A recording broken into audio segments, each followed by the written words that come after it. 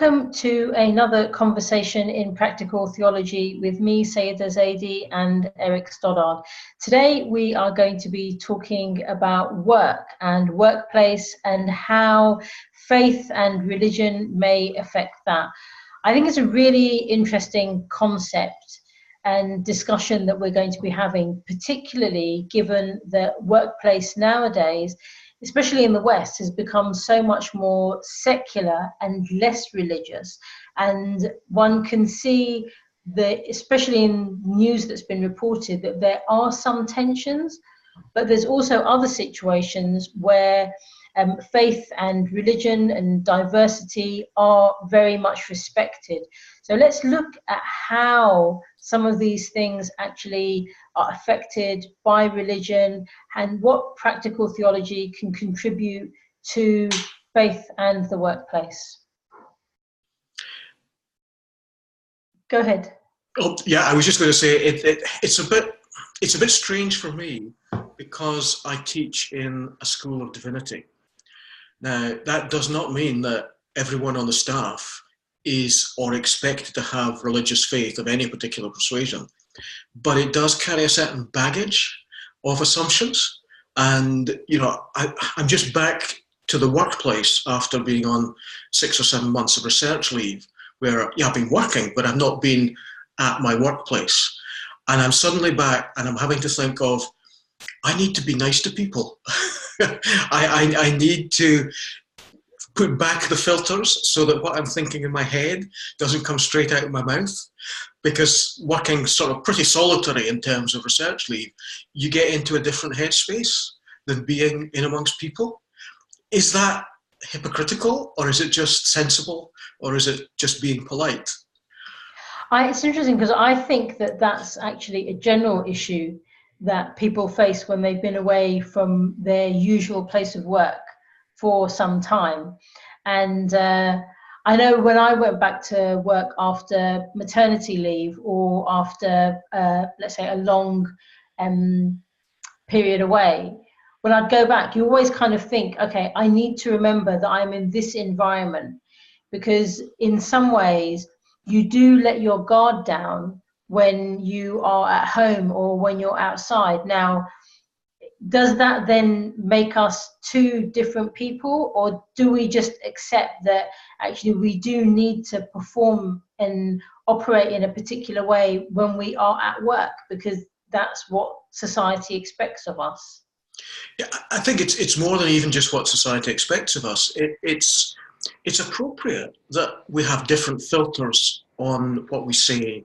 We have different ways of behaving and reacting in our family situation, amongst our friends, in our religious community, and in our workplace, because there are different relationships going on, different dynamics. We've got different hierarchies of power going on, and so it's being decent as a human being, I think, to recognise the different ways in which we're constrained, or just be in a different place in a workplace. It is, but I wonder, you're making me think, what is the cause of that filter? You know, and if we're having to be extra nice to people at work, then why are we not thinking that we should actually be extra nice all the time? Does it take a lot of effort? It does take a lot of effort, but my sort of rule of thumb is that the world doesn't need to know what I think about everything. And it's not that insightful, it's not that important, it's not relevant. Maybe I can just sort of, to use a Scottish maybe phrase, bump my gums to friends, and the consequences are minimal. But it's not appropriate to do that in the workplace. I should have a filter. Yeah, and actually, I think it comes back to something that we discussed in a previous conversation where we were talking about honesty, and that sometimes it's actually useful to have a filter because one can have thoughts inside their mind, but they don't necessarily all need to be released. I think absolutely, because the consequences of having no filter, we would probably, be in a sort of amateur language, we say that that person's got a psychological problem if there's no filter. So filtering is crucial to our sense of self, how we respect the self of others. Mm. And it's interesting because some people would say that, so we're choosing to filter how we speak and the things that we say, but should one then choose to filter their faith and not bring that into the workplace? Well, I try and put myself in the position that if someone was coming up to me and trying to put their faith across at maybe every opportunity, or I'm sitting in a work committee and we're talking about an ethical issue, and someone starts telling me, well, actually, as a Christian, you should be doing this and that and the other. I'm going to get pretty narked at that, because I don't think that's an appropriate place for me to be harassed by another Christian about my Christian integrity or how I work out my Christian faith. We're talking a different language in that context. Now, fair enough, if they're another Christian, or in fact anybody, they can come to me afterwards outside that context, build a relationship with me and say, Eric, you were just off beam there. But to do it in a professional capacity, for me to receive that, so I think I don't want to do that to other people. It's interesting because I think that a lot of people do put their values on others, regardless of whether there is faith in there or not. And so, for example, especially for Muslim women within the workplace or even within wider society, it seems as if these days everyone has an opinion on whether a Muslim woman is permitted to wear a scarf. Now, for me, it's my decision. No one is going to tell me whether I should wear it or not wear it. But I just find it fascinating that literally the minute I leave the door, everyone that I encounter has an opinion on that. And I mean, I haven't worked for a formal organization for, maybe almost 10 years now. And I kind of look back and I think, well, was there a difference between me wearing a scarf and not wearing one? And I say that because I haven't always worn it. And when I decided to wear the scarf, I actually remember emailing my boss and saying, by the way, on Monday when I come in, I'm going to be wearing this thing. I just wanted to give you a heads up. And he was like, whatever. He didn't really care. And what was fascinating actually was then being in the workplace on the Monday and people were just like, oh, okay. And as long as you got on with your job, everything was fine. Whereas that was, maybe 20 years ago. Today, if someone turns up looking like this, then do people perceive that as a blatant statement of faith? And if they do, whose problem is it? And I think that for me is seeing someone express their faith in a workplace. To me, that if it's a symbol of their faith, I don't have a problem at all. If they're going to criticize me on grounds of their faith, or maybe more, they're going to impute assumptions onto who I am because I'm a Christian, that's where I get annoyed. If the using of the symbol is a way of excusing what you then say to somebody else, that to me is problematic. Yeah, I agree 100%, because I think some people actually use faith as a weapon, and literally it's kind of like, I'm going to beat you down because you don't agree with this or because you do this in a particular way. And actually, I think that occurs across a variety of different people of faith and of no faith. And it's I mean, a separate conversation perhaps, but I also believe that secularism has become a form of religion, you know, just in the same way that some people say things like the vegan movement have. Now, to me, in a workplace context, it doesn't really matter who you are, what you are, you know, however you choose to live your life.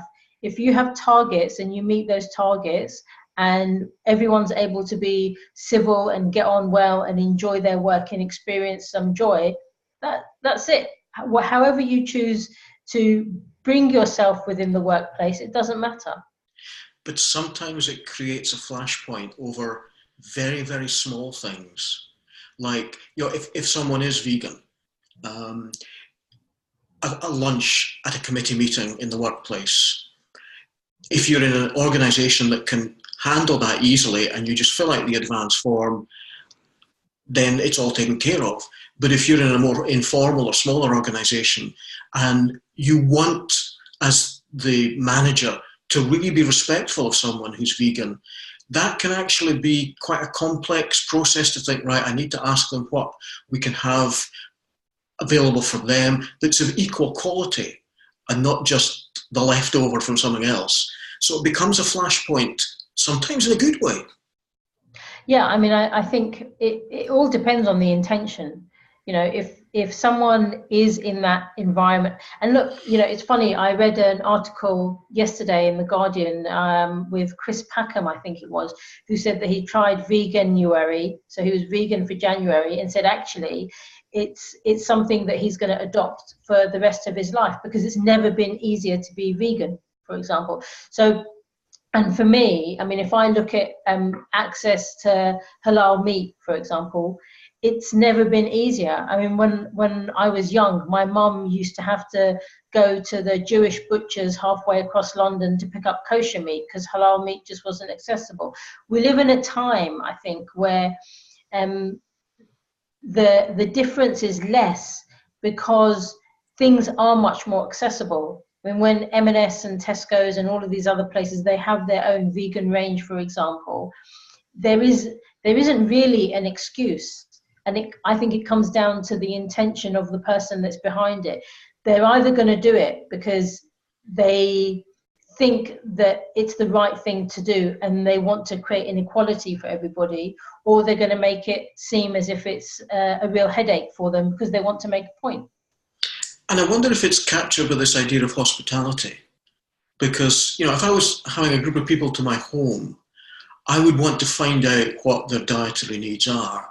And I would go out of my way to accommodate that. Yeah. Because it's not really accommodating. It's what I want to do. Now, in the workplace, of course, there's a different dynamic. But there's something about respect, and even if something does take a little bit longer, so what?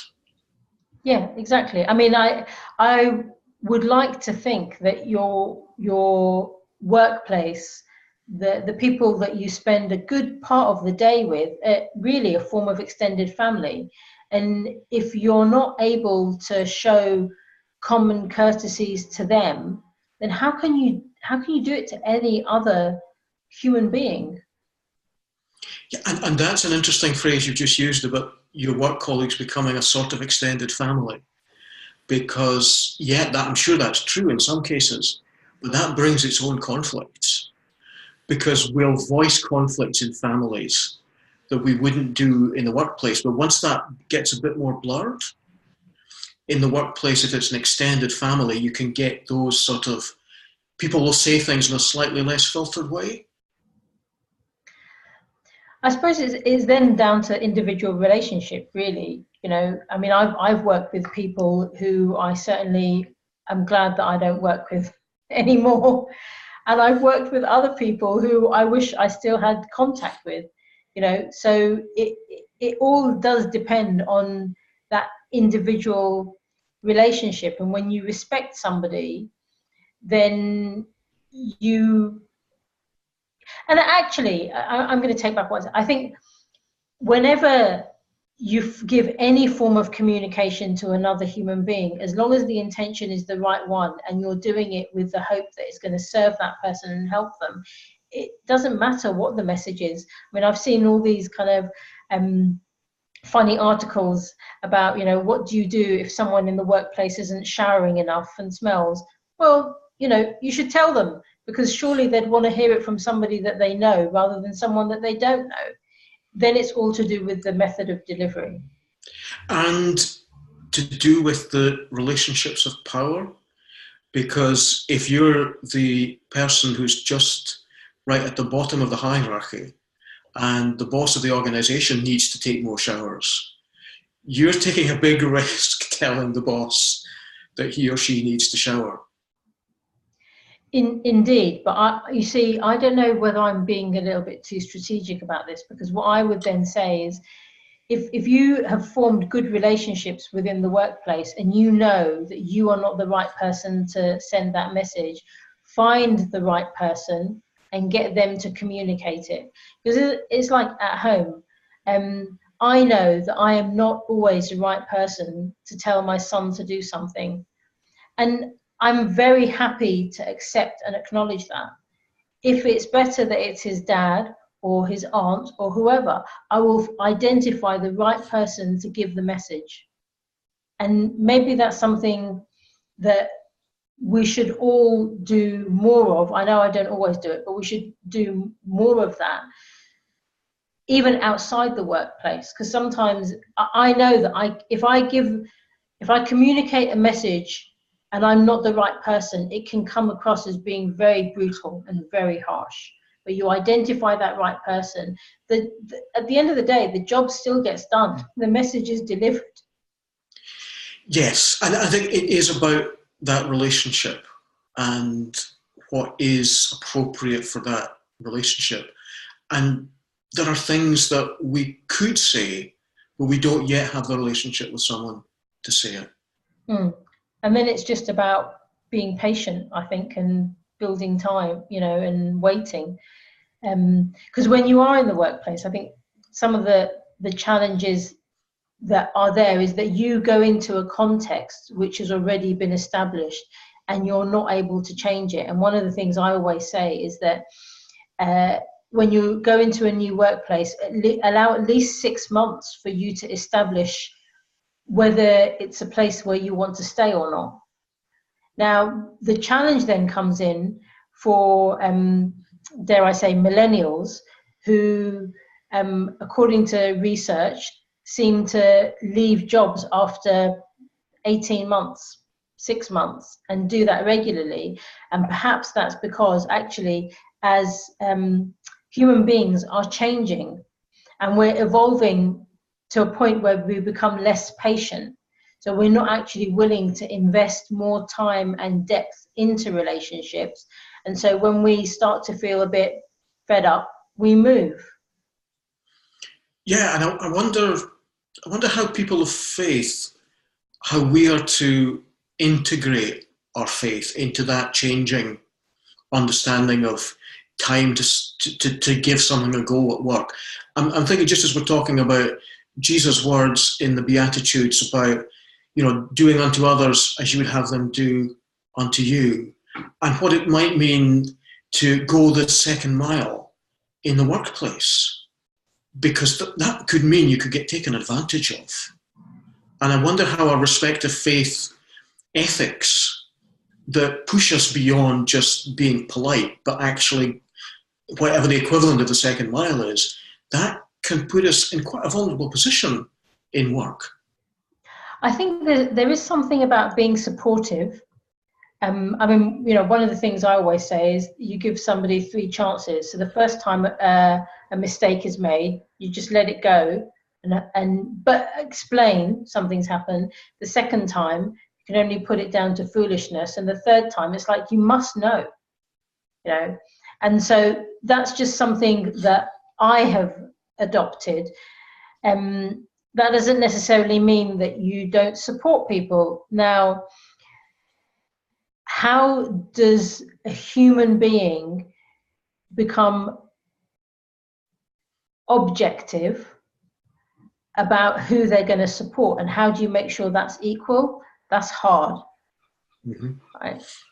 But at the end of the day, I think that one action for one person can be the difference to their career, but it also can be the difference for you in terms of your record of good deeds, for you going to a higher place.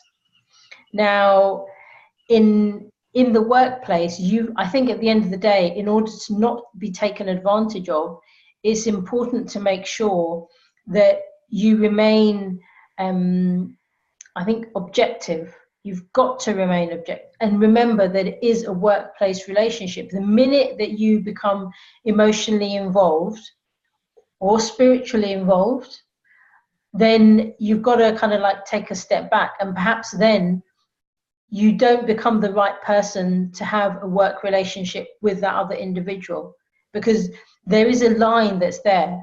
And if that gets crossed, I think it's time to take a step back. Are you saying that our faith then stays behind that line? I think these days it's very hard to have a conversation at work about faith, because whatever you say can be misconstrued. You know, so as you were saying at the beginning about people kind of commenting on your Christianness. So if somebody at work kind of said, "Oh, Sayyyidah, did you go and pray?" that could be misconstrued as them either patronizing or judging. It could also be literally, it was just that they hadn't seen me go and they were reminding me because they were concerned that I'd missed the prayer. But if I decide to receive it in the wrong way, I could then put in a complaint for them, and then it becomes an employment issue. So I think we have to be very, very careful these days in the workplace about how faith and religion is brought into the conversation. And actually, in the same way, even somebody who is atheist or has no faith also has to be careful about how they make comments about their beliefs. But I think because of the world that we live in, no one's going to make any comments about them saying something, but the minute someone of a faith says something, they'll get pulled up. Yeah, and I wonder about when we're not actually even talking in faith language.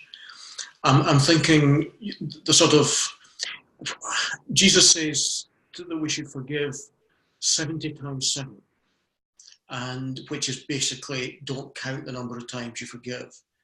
Now, that is in the context in the Bible of probably two Christian believers in relationship to each other, but can I bring that into the workplace? If I'm supervising someone in the workplace and in my tradition, you got to forgive 70 times 7, that's a long way down the road towards a lot of chaos in the workplace.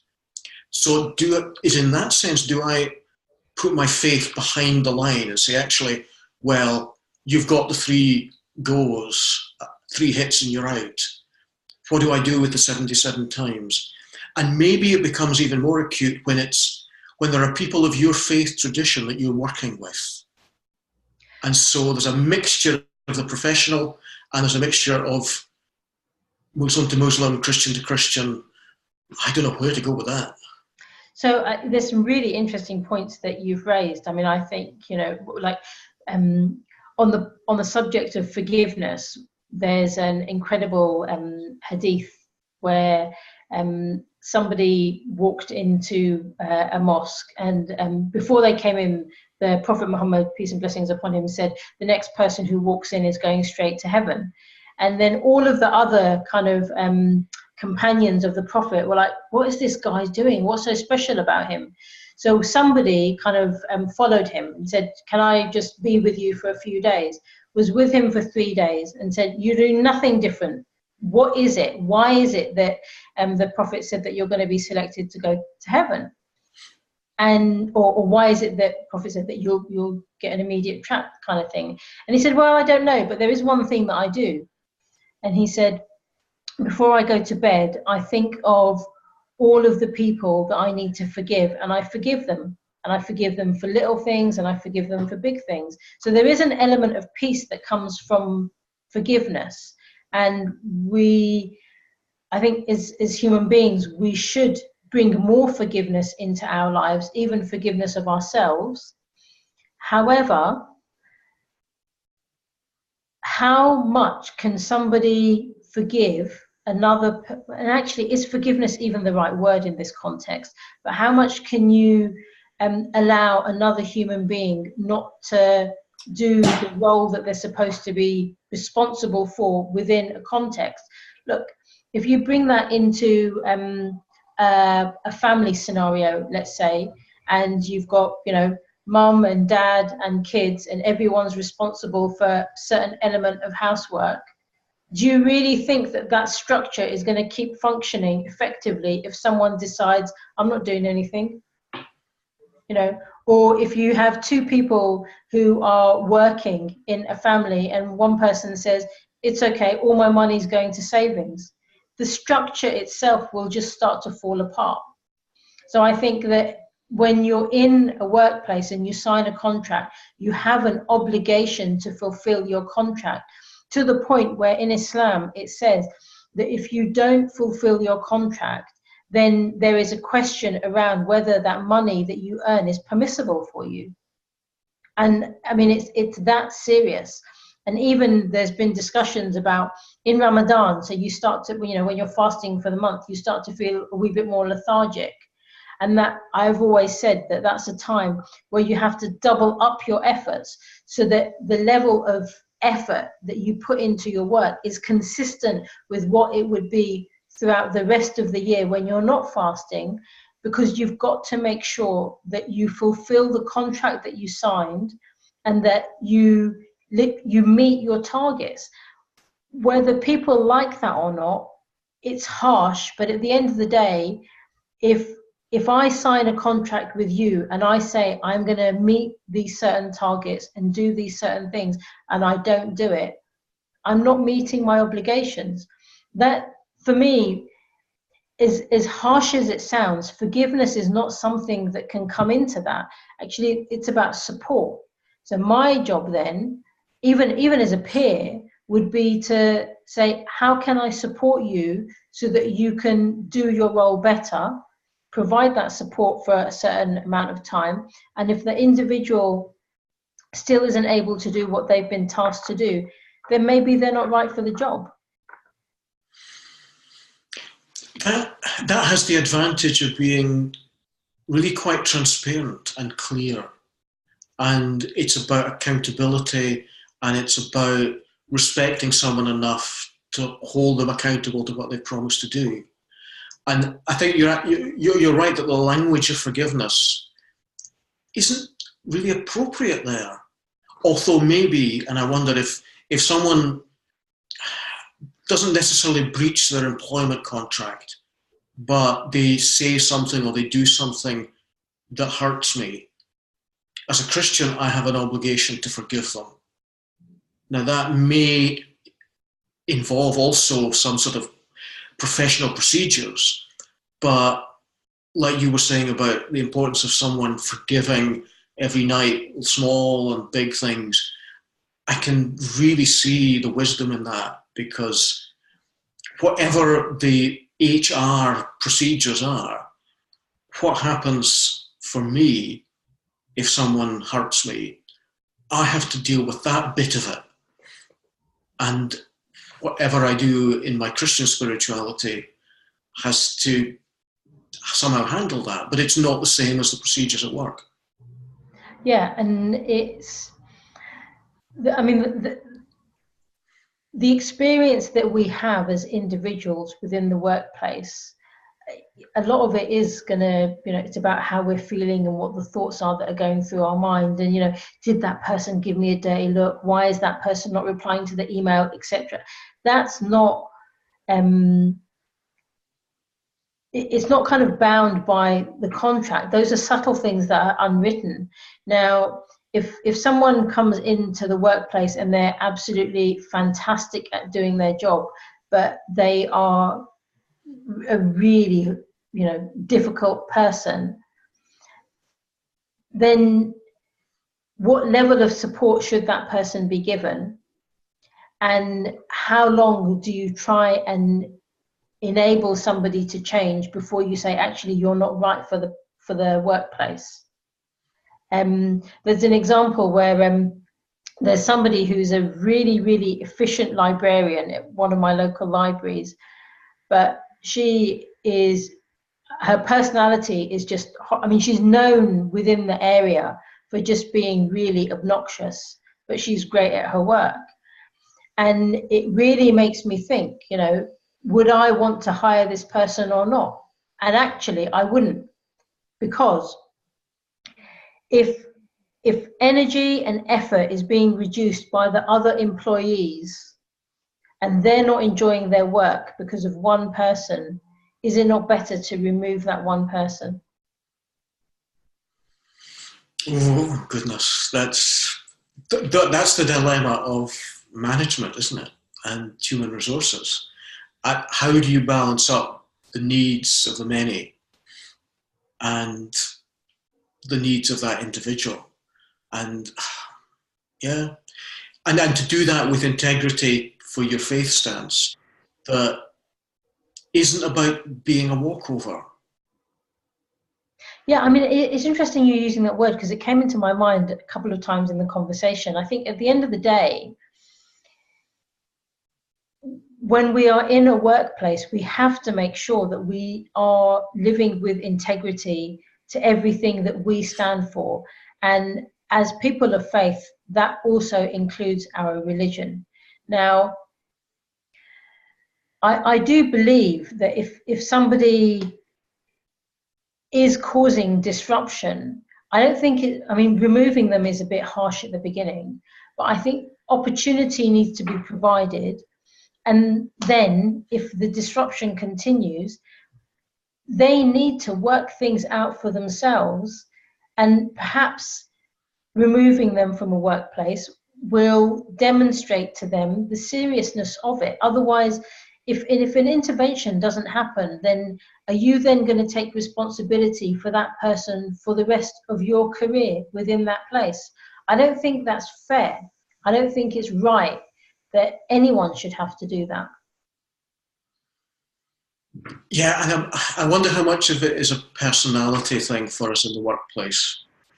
If we're reluctant to engage in conflict, or, well, not conflict, but we're reluctant to engage in confrontation, we might want to just sort of sweep things under the carpet and let it go on, which is actually worse. It is worse, because when it then comes to the surface, then that individual will say, well, you never said anything. If I'd known, I'd have changed my... And then you start this other cycle. And in many respects, it's just delaying the inevitable. And I think what's interesting about this conversation is that there are some areas in which faith is very clear, and you can say, okay, faith can come into these areas of the workplace and it can't in these areas. I think this whole conversation around personality and what do you do when someone is, not fulfilling on their contract, or is causing some sort of a disruption, or just doing things that are kind of like on the edges, that becomes much more nuanced. Because for me, I can have a faith response to that, but actually it's much more general, because I think everyone, or the majority of people, would probably agree that a disruptive employee in a workplace is not a good thing, and that good organizations would provide support, and if that person doesn't change, then they have to move on. I don't think that's necessarily a stance based on faith, although if I was to analyze it, it could become. Yeah, and I wonder if it's something about, if we are people of faith, we never stop wrestling with the tension between our faith and what's expected of us in professional situations. We're not wanting to impose our faith by any stretch of the imagination. We're not wanting to suddenly turn HR policies into faith statements. But there are clashes between our faith and our professional responsibilities in terms of staff management and development. And as you say, when someone isn't fulfilling over a long period of time, the 70 times 7 forgiveness thing doesn't operate. But if I were to stop feeling the tension between my faith and my professional life, I would lose something. Yeah, I think that probably is down to where, as individuals, we find our moral stance. You know, it's the thing that keeps your feet on the ground and forms the foundation. Now, just to come back, because I think one of the things you asked earlier on was, you know, about the relationship between Muslim to Muslim and Christian to Christian in a workplace.